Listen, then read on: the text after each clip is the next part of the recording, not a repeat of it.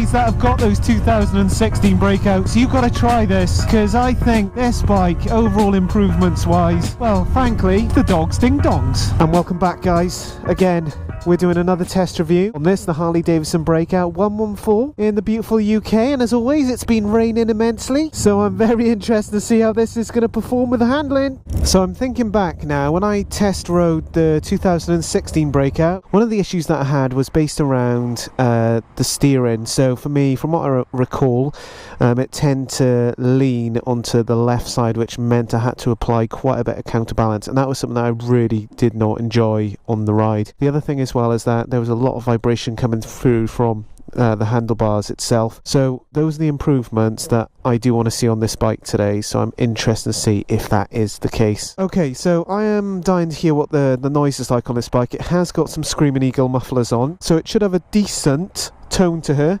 So let's give it a whirl. Okay, that is nice. I'm quite surprised at that. Very good, very good. Okay, so one of the benefits with the new Softail is that you can adjust the suspension very easily. So, as I did with my Fat Bob review, I'm going to adjust the suspension accordingly. And I am 71 kilogram, so I've got to go down to 0.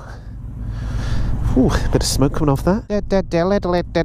There we go, on 0, right for my body weight. So I'll have a good feel of what the suspension feels like on the Softail. What I do like straight away is the way the side stand is now positioned. So when you pop the side stand out, it's more in an upright position, and for me that's great. You know, I'm sitting on the bike, how does it feel? I think firstly, the seat is very wide, so it is spreading out my legs quite a fair bit, so that'll be interesting to see how it is on the ride itself. Controls wise, I can feel straight away that the riding style is going to be very much in a forwards aggressive position, especially with the forward controls. For me that should feel okay, to be fair. With the hand controls themselves, you've got a nice LED style digital monitor, so as you go through the options it shows RPM, miles travelled, your reserve and the time, etc. So for me that's a big upgrade from having just the dials before. At the bottom then you've got all your engine light management system then, so very easy to read. Again, I feel that's a good improvement. As with all the other Harley Davidson models, you've got the basic controls, you've got the self-cancelling indicators just by my thumbs, and then you've got the stop start, warnings, etc. So it's all very, very easy to use. So without further ado, let's get cracking and see what this bike is actually like. Off we go. The clutch bite's quite late, so one of the things I've noticed straight away, this is just to give you guys some feedback on what the bike feels like. I'm not a motorbike expert, but as always I'll be taking you through the Moto New Brider test track. We'll be testing some of its speed because of the wet conditions. We'll be testing its manoeuvrability definitely, because I want to feel that big difference from last year's model. And we'll be seeing how light she feels as well, because that's one of the big USPs that Harley's been banging on about. Looking at the stats, I know this is 50 pounds lighter than the previous bike, so that is a third technically of my body weight. Okay guys, so I've just been on this bike for a couple of minutes, and already what a big difference. I don't want to jump the gun too soon, but I feel the manoeuvrability and the fact that it's not leaning to the left, what an amazing difference this is. I'm actually really enjoying this test review already. It's a huge difference from what I experienced before in last year's model. You know, the dials in front of me are very visible at the moment, no issues there at all. The bike feels super light, like I cannot believe it. I remember when I was on last year's Breakout and it felt like a monster. It felt super long. I'm not too sure what the dimensions are on this bike, but the way it feels super maneuverable. It just, yeah, it's really surprising me in a pleasant way at the moment. So coming to the first roundabout, let's see how she feels going round. What I want to make sure or find out is that I don't have to apply too much counterbalance as I did with the previous model. So let's do it. Okay, so just going round, I'm applying a little bit of counterbalance, but nowhere near the same amount as the 2016 model. It feels great. I can really lean into it as well, which is nice. I couldn't do that on the last model as much. I didn't feel confident. Okay guys, coming into the national speed limit, dropping it down into second gear. Let's see what this 117 feels like. 3, 2, 1, ignition!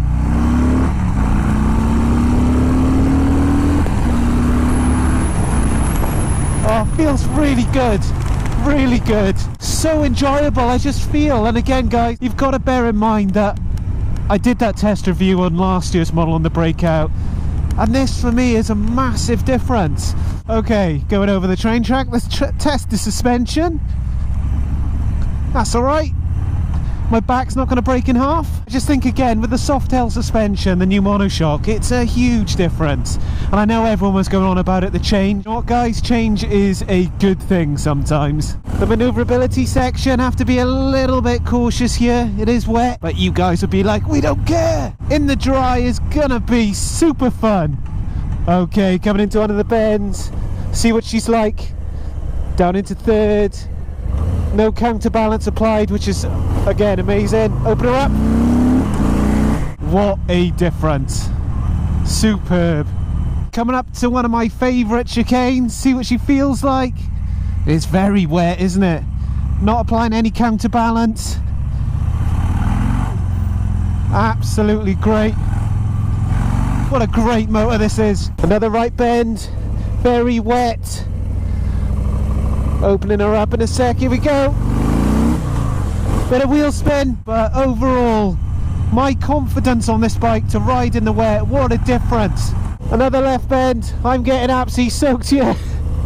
Driving the throttle, no wheel spin. What I love is this, I've just got this big grin, I'm completely saturated in water obviously, but it's just so much fun. You guys that have got those 2016 Breakouts, you've got to try this, because I think this bike, overall improvements wise, well frankly, the dog's ding dongs. I'm just realising I've been so focused on the handling that I've kind of forgotten to communicate with you guys around everything else. It's really comfortable, the bike. The seat's pretty good, like it.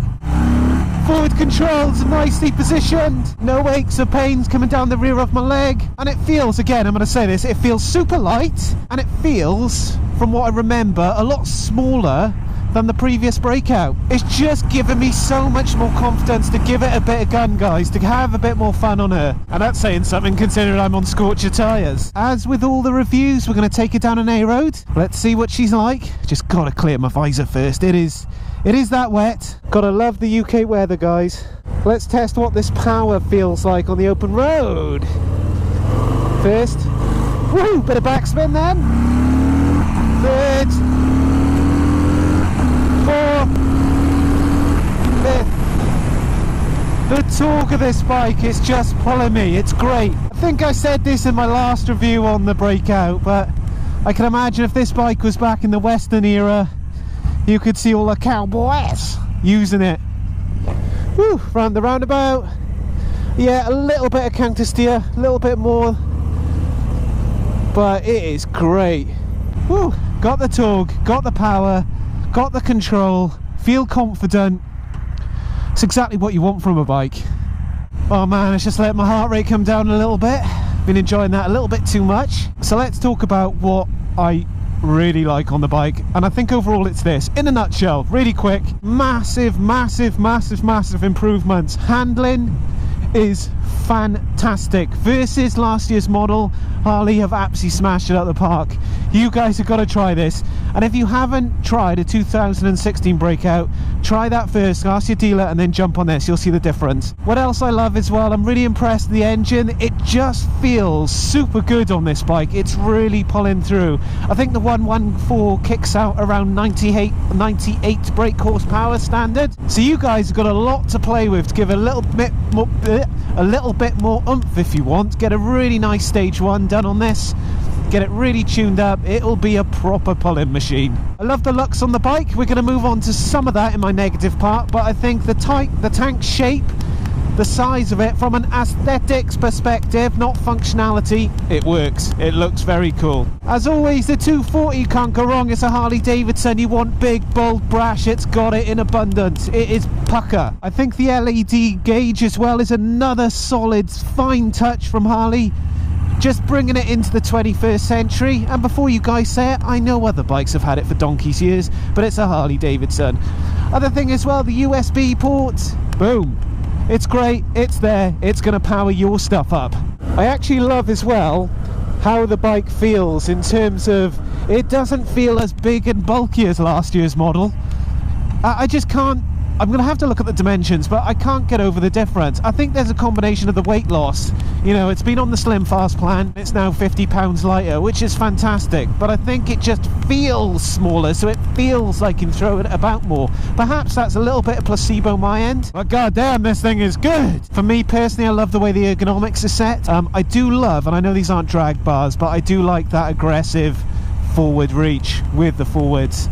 It really makes that riding experience a little bit more fun in my perspective.